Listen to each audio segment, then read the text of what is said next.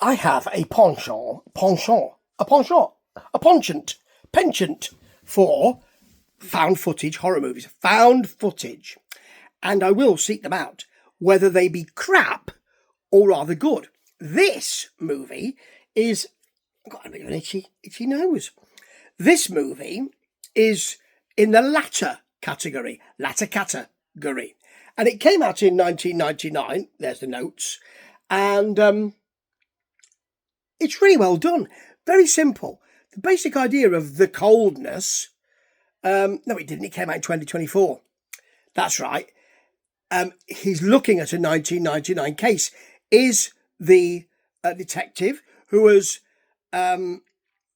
he's retired, and the thing about detectives is they need something to do, don't they?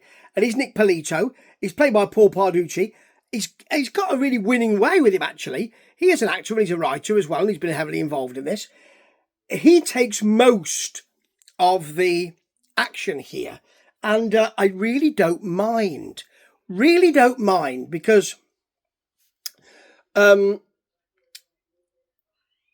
really enjoy his sort of, I'm old school, folks. He's got a buzz cut, and he's an older, more seasoned gentleman, but he's got very veiny, bulging arms because he works out, as do I, but my arms aren't veiny or bulging, particularly.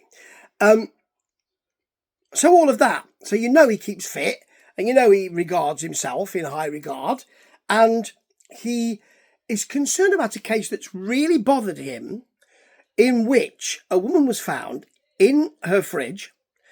All of the shelves had been taken out. Well, she couldn't get in there, could you? She wasn't there with a bag of frozen peas or anything. She was just there on her own. The fridge was locked from the inside. She had fiddled with it to make it become sub-zero temperature. And she had swallowed the lock. No, the key. Found it lodged in her esophagus. And he wonders why. This has happened recently again. Very similar. And he wants to make a documentary. Really what he wants to do is to keep himself busy. And consequently, he goes to see his old buddy, his old police buddy, who can't really talk about it. Not really very happy to talk about it. A bit concerned. At one point he says, I have to go. And that is at the point where Nick Polito, who has got mates in the police force, of course, and so is given the opportunity to, and he can't tell us who did this, to go to the house where the death took place. And although it was said there were no real leads, he finds an ice cube tray. Now, there are some demonic, charged, magical items, but I've never seen a magical ice cube tray. Now, you could say this is going to be absolutely risible, but it isn't.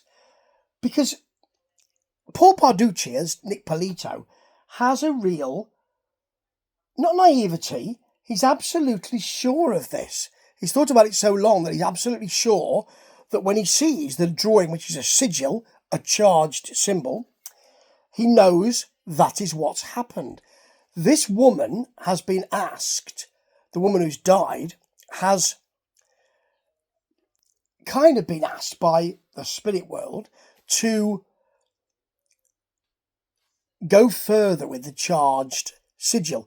If you get a sigil, apparently, a sigil, you can ask for whatever you want. But as his cop buddy says, who quickly gets him out of the house, well, he's got a hoarding problem, actually.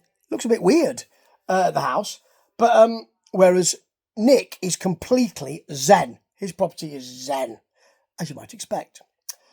Anyway, when he sees the magical ice cube tray, he has to get him out of the house very quickly. You know something's going wrong, don't you? Something's going on.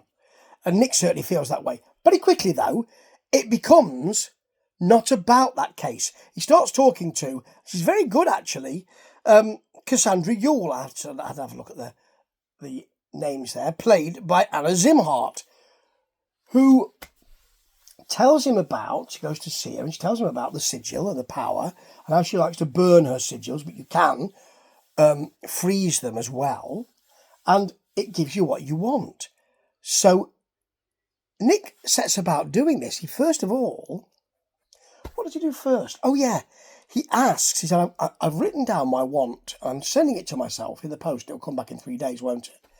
So then he goes to see Cassandra's boyfriend, who, Cassandra's the second woman who died, who tells him about the, was it the first one? First one. Tells him about her and whether she was depressed and all of that. And then he shows us the want that he sent to himself, and it was Gabriella's boyfriend to call me. Then he asks for his bad knee. He took a bullet in the knee, he said, slapping his knee, and he walks with a cane. And suddenly he wakes up after asking for his knee to be magically better. And it is. And he's hiking without pain. And he can't stop there. Because his wife, who he loved dearly, had cancer at the end. And the implication is he nursed her, but then he's got an issue, an unresolved issue. I wasn't good at the end. Pain is the devil, he says. It makes you selfish. He also produces what looks like a wrapped up pillow with blood on it. Have you killed her, Nick? We don't get that. And you know what's going to happen. He is going to end up in the fridge. And spoiler alert, he does. But it's the way this is done. Very spare. Not many people in it. Really good and open and easy performances. A simple idea of how you can get hijacked if you are longing for something. You can get hijacked by that. And it can affect you very badly. And the idea of, I'm going to have a look at this cold case. You knew it wasn't about that. It was about the longing. It should be called the longing rather than the coldness. But this very, I suspect, cheaply made movie, it's beautifully done. And he tells us, I'm using 2 cameras and I'm going to edit as I go. And you really buy that. So there's none of that kind of, well, he wouldn't have picked up the camera at that point where having his arms and legs sawn off. Because Nick is the kind of person who, I need to do this properly, and I will have 2 cameras, and I will be editing. Tells us, and we firmly buy it because of the way he plays it. He brooks no dissent, which causes both Cassandra and me to say, no, listen, no, this is a bad idea, no. I can hear some kind of scratching in the house. Oh, can you? That's not good, is it? She even tells him that, Cassandra, and he just ignores it and says, I've got to go on with this. He's brooking no dissent, and he ends up dead. That's the kind of thing that happens. But it's a great movie. It's easy.